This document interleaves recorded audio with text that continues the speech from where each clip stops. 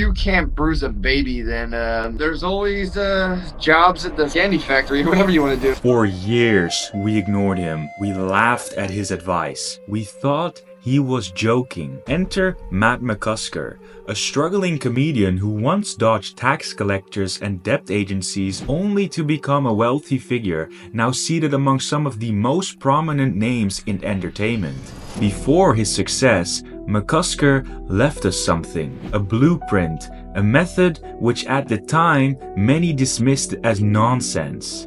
Yet today, some of the world's biggest business moguls, such as Donald Trump, Mark Cuban, and Elon Musk, seem to follow key aspects of the McCusker method to achieve success. In this video, we will break down the 3 core pillars of the McCusker method, analyze how they have been unknowingly used by the world's elite, and most importantly, learn how to replicate them for our own success. But the first pillar to McCusker his success is not something you would expect.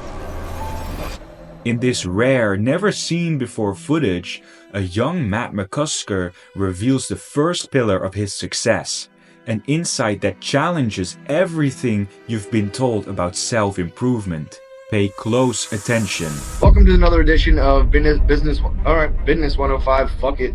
Guys, we're going to talk about books in this edition. A lot of guys out there like to espouse, like, oh, you got to read Rich Dad, Poor Dad, Who Stole My Cheese, whatever other books they wrote out there for business. And guys, I'm going to take the stance, I think the more popular stance that books are for pussies. No one's getting rich reading Shakespeare and eating apples under the tree, however people read books. It's a total waste of time. Just look, all you're doing, if you think about it, is looking at words on a page. And unless you're an editor, nobody's paying you to do that. You're not making any money. McCusker doesn't mince words. Reading books is a passive activity. You sit still, make no money, and stare at pages. Think about it. Executives don't read full reports. They get briefings. And presidents don't study long documents, but get summaries. Business leaders don't consume books, they create them. And that's exactly what McCusker understood. Guys like me, Trump, Cuban, we're not fucking reading. Are you serious? If anything, we write books, or we just pay someone to write them for us, pump them out, put on a picture, roll our sleeves up, whatever. Yeah, dude, to show off the cufflinks, sell a couple books. We're not reading words. Are you kidding me? That's so lame. As far as from a business standpoint, if you're an English major and you want to read a bunch of words and use big words at parties to tell everyone how poor you are, whatever. But not me. I'm not reading shit. His stance becomes even clearer when he talks about English majors, the kind of people who read a lot, use big words, and try to sound important. And his response? Whatever. That whatever is powerful. It tells us everything we need to know. He doesn't concern himself with appearing intelligent. He only cares about the business that matters. The point I'm trying to make is, put it this way. Let me hit you with a little inspirational vignette.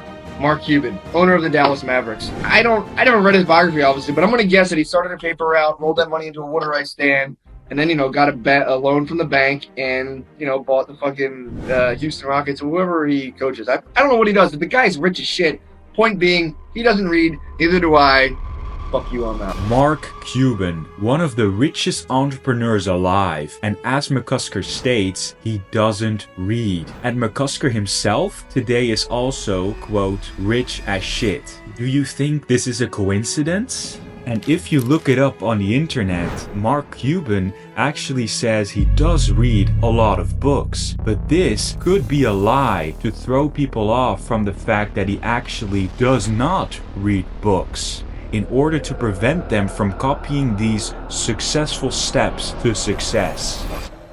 Hey guys, what's going on? Welcome to another edition of Business 105 for the elite only. We're going to talk about the handshake. Real quick, I want to get in, get out, because, business is time and time is business. When given a handshake, what you want to do... Sorry, I didn't realize I had these on.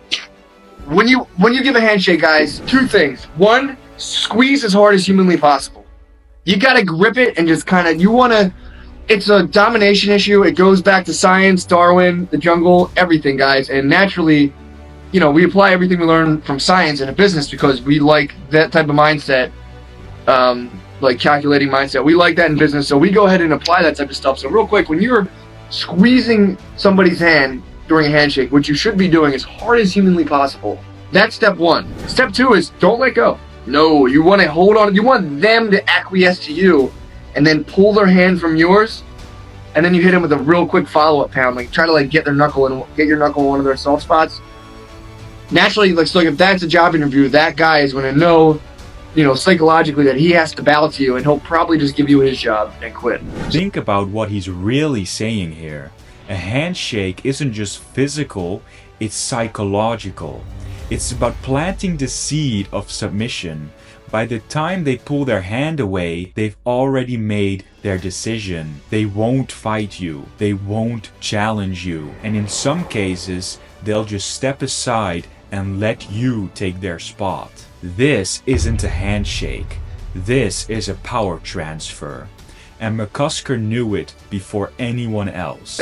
So that's step one. Step two is like, well, you know, I have a strong grip, but how can I make it stronger? Real quick, here's a little exercise I like to do. I'm an uncle. My brother's got a little kid. She's about, 10 months old, little baby. And when I get the babysitter, when, just me and her, I like to do a little thing where I'll grab her. I guess their ankles, legs and ankles are the same thing. They're the size of a hand. I'll grab them and I just like alternate left and right, and I'll squeeze as hard as I can on each one. And guys, you're going to want to see that they develop a little bit of bruising. And if you can't bruise a baby, then, well, there's always jobs at the fucking candy factory, whatever you want to do. Later, sweet boy. Now, at first, McCusker's next piece of advice may sound extreme. He mentions training his grip strength by squeezing a baby's ankles. In this business lesson, McCusker is actually speaking in a metaphor where there lies a more complex definition within. The baby represents opportunity, weak, unformed and full of potential, but only if you have the strength to hold on. McCusker wasn't talking about hurting babies. He was talking about conditioning your grip on power. To succeed in business, you don't wait for opportunities to come to you. You grab them. Firmly, unshakably, you hold on until the world submits to your will. Because if you can't hold onto a baby's ankle, the smallest, most defenseless opportunity there is, what makes you think you can hold on to $1 billion deal? Think of your grip like your influence. The firmer it is, the more control you have. The moment you loosen your hold, someone else takes control. And McCusker never let go. What's up? Special roadside edition of Business 105. Driving the Lambo, flying up the 105 coast on the beloved New York City, where business happens all the time. Guys, I know I made a post about books and how dumb they are, because they are. But I'm going to go ahead and do a special installment of Xiao Tusang, whatever this fucking name is, Art of War. Great read. Guys, and like I said, I don't read books, but it looks awesome when you put it on your desk, guys. Great book. Throw it down on the desk, sit down, you're there, corner office, window view, just chilling. You got like 3 or 4 of your minions running around, getting you coffee, donuts, fucking Coke, whatever. They come in, they're like, hey, what can I do for you today? And you're like, look, you know what you can do for me today? Read this book, Art of War. Get back to me. Become a fucking man, do what you need to do. Guys, the beautiful thing about this is they come back and they tell you all about the book. You didn't have to read it, now you know all the information pertaining in it. So, you win. They lose. 1%, guys, I'm out. McCusker mentions the art of war, but the real lesson isn't in the book itself. It's in how you use the book. Owning a book and placing it on your desk signals intelligence. It makes you look well-read without ever having to actually read. And when someone asks about it, you don't tell them what you learned, you tell them to read it for you. You flip the power dynamic instantly. You get all the benefits and none of the effort. This isn't laziness, this is pure efficiency. And that brings us to the final realization. We've uncovered all three pillars: the rejection of books, the power of the handshake, and the art of outsourcing intelligence. And when you strip it all down, what do they lead to? Control.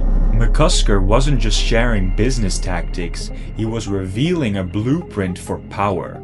A system where you don't grind, don't struggle, and don't even think the way that they want you. Instead, you control the game, the room, the people, and the information. And now you see it. This isn't just a method, it's the only method. The real question isn't whether it works, it's whether you have the nerve to use it.